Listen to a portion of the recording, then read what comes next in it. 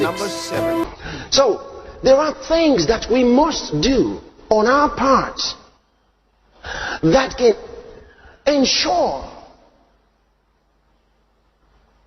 the brightness of our lives, the brightness of our future, the God kind of success for our lives. Your presence. Does God have your presence? When you spend time to pray, you're giving God your presence. So a lot of times we talk about the presence of God. We live in His presence.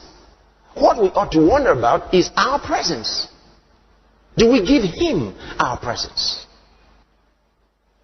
When you withdraw from everybody else and spend time to pray, you are giving Him your attention. You are giving Him your presence. Are you hearing this?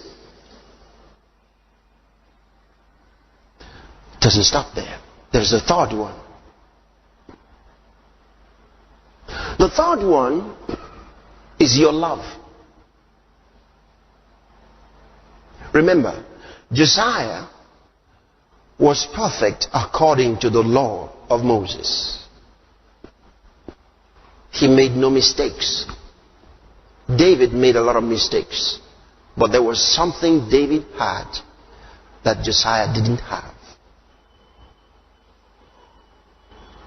That made the difference.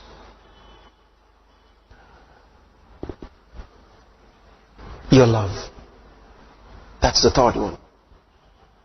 You know, we read something a moment ago, 1 Corinthians chapter 13 and verse 13, where it tells us that these three abide: faith, hope, love.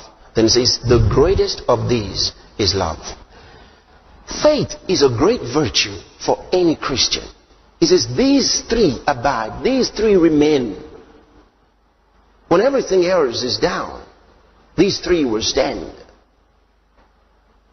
Faith is a great virtue. Hope is a great virtue. Love is another great virtue. But then it tells us that the greatest of them is love. Why is love the greatest? Your love for God is what goes beyond the law of Moses. Your love for God will harmonize all the other important virtues that you may ever have. Your love for God puts you over in every crisis of life. Now, you don't love someone who doesn't have your attention. You don't love someone who doesn't have your presence. And then there is another manifestation of that love that I'm going to mention to you. And I'll come to that.